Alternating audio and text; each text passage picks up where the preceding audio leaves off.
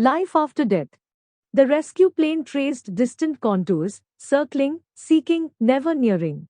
Henry searched for a break in the canopy through which to attract attention, but the dense foliage clung and clawed, engulfing him in greenery slick with the jungle's sweat.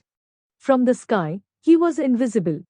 The faint whirring of the engines taunted him like the whining mosquitoes feasting on his blood, stealing him drop by drop from the refuge of his skin. Although last night's violent storm had cleared, spent after tossing and tumbling the plane from the sky, the air in its wake was a humid soup, vibrating with unfamiliar bird chatter and incandescent with insect wings. Shrouded in its sticky folds, Henry leaned against a tree trunk, tie loosened and shirt sleeves rolled up, flicking flies from the gaping wound in his scarf. He should have been killed outright, with the other passengers was no less deserving of their sharp, shocking end. Instead, cruelly spared, he faced a slower demise, abandoned in this remote pocket of land. But he wasn't afraid. He was ready. For as long as he cared to remember, life had stretched its flat and desolate terrain before him, presenting a duty made bearable only by hard work and the blister packs of tablets that promised unremarkable days. With as much strength as he could muster, he filled his lungs to summon death and hasten his passage. "I'm here," he hollered. "Henry Watling, of Watling and Son Funeral Home. I'm waiting for you." A raucous flock of birds erupted from a nearby tree, screeching protests as they dispersed. Henry's invocation was otherwise unheard. He slapped at the sting of a mosquito on his cheek. Having devoted his career to death, he wasn't spooked by its presence as others often were. When the plane had begun its final, nosedive descent, the large lady with glasses sat next to him shrieked, her lacquered nails indenting his arm.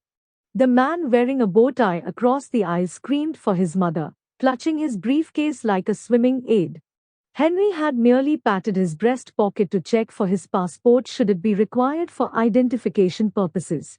Henry was a sensible man, and frugal too. He would never have squandered his own hard-earned savings on this trip. Never before had he gambled. He believed in neither recklessness nor luck. Yet in an ill-judged moment, he had purchased tickets for the Funeral Director Association's annual raffle. Upon winning the all-expenses-paid trip to their international conference, he thought it only right to accept the offer, on behalf of the business of course. But look where frivolity had led him. At his age, with his experience of how the world worked, he should have known better. "It'll do you good to go, Dad," Nicholas had said when he heard about the prize. "Time to shake things up, get some new ideas. It's all about compost burials and wicker caskets these days." Henry had balked. Watling and Son was a traditional family business. Conservative. Nicholas' mother would have wept to hear such New Age nonsense. As it stood, she was probably turning in her grave. "Solid oak coffins are the cornerstone of our work," he'd reminded his foolish son, fuming. "These newfangled fads lack dignity." Nicholas had rolled his eyes and thrown a pained expression to Audrey, who was cleaning up after an embalming. Audrey, the dear old brick, had simply offered a neutral smile, never being one to hold disagreeable opinions. She understood that since finishing his business degree, Nicholas had become challenging, forever rattling on about diversification and consumer choice. If he'd followed advice and gone to mortuary school, he would better understand the needs of the bereaved and appreciate that change was unwanted and unnecessary. Now, Henry mused glumly, he'd probably be glad his father had taken a one-way trip, and the business could be all Son before the Watling. Henry gave it a year before it folded. He would be long gone by then. Although right now death was dallying, taking time out after the busy night shift. To occupy himself while he waited, Henry limped as far as he could around the crash site. The mangled fuselage was scattered throughout a wide, basin-shaped depression surrounded by high cliffs. In the absence of commissioned marble and masonry, Henry feared the craggy precipices would be their only memorial. He would die unreachable, lost in body and soul, his final resting place marked by an anonymous tangle of florid, wild orchids. He attended to as many dead as he could find. The assertion of duty and responsibility brought comfort as he waited for his own reckoning. There wasn't much to do, just the closing of eyes, the covering of faces. It struck him that this was a kind of natural disposal Nicholas swore was all the rage, simple biodegradation, a return to nature. Maybe it wasn't such a bad way for a body to end up. In some ways, it was a new beginning, a flourishing of life after death. Nicholas would have approved. Henry chided himself for being so stern. Perhaps he should have given the boy more time. Fortunately, Henry had put his foot down to Audrey coming along. What a close escape she'd had. Having worked with the business for years, she'd become a valued colleague, practically family. She'd been a godsend with young Nicholas when Henry had been lost in grief, her care extending over time with hot dinners and endless errands. She was a thorough worker, attentive to detail, both clinically and artistically talented. No one could give a glow to dead faces the way she could.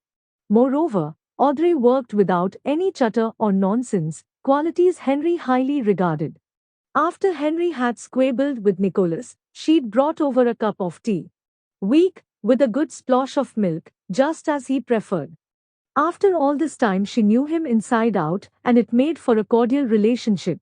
Since being widowed, Henry had spent more of his waking hours with Audrey than with anyone else. "Henry," she'd asked, with a pensive smile. "I have been thinking." Good grief, Henry had thought, the woman's asking for a raise. But instead, she'd asked to accompany him to the conference. Perhaps it would be helpful to explore ideas. To consider new directions, Audrey had suggested, her cheeks as flushed as one of her made-up cadavers. It might be a pleasant change to spend some time together. Outside of work. Relaxing. "You and I are both overdue a holiday." Henry had made clear it was a preposterous notion. The business didn't have reserves to cover her expenses, not even after the busy run they'd had following the nursing home listeria outbreak. But she'd hovered, hands patiently clasped, her sensible shoulder-length hair tucked behind her ears, watching him sip his tea while he pretended to ignore her. "I will cover my own expenses." "I'd very much like to go with you, Henry." How doggedly she had pursued the matter, how irking her persistence. With cool-headed diligence, Henry had insisted that she must stay and ensure Nicholas didn't initiate any of his ludicrous modern whims. Hadn't it been imperative that one sensible head stayed behind? Henry groaned. His leg wound smarted, his body ached from the bruises and bumps vying for his attention.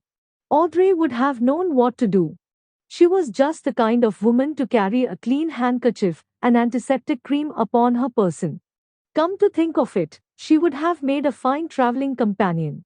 The image of her small, clean hands and closely clipped nails came to mind, her earnest, gentle gaze. His heart skipped a beat, perhaps a symptom of its impending failure. What if things were different, he wondered, and they attended next year's conference together? With crushing regret, he remembered that his life was due to expire. There would be no next year. Audrey would miss him, he was certain of that. Nicholas too, despite their differences. He pictured them weeping, reminiscing, adrift without his stable guidance.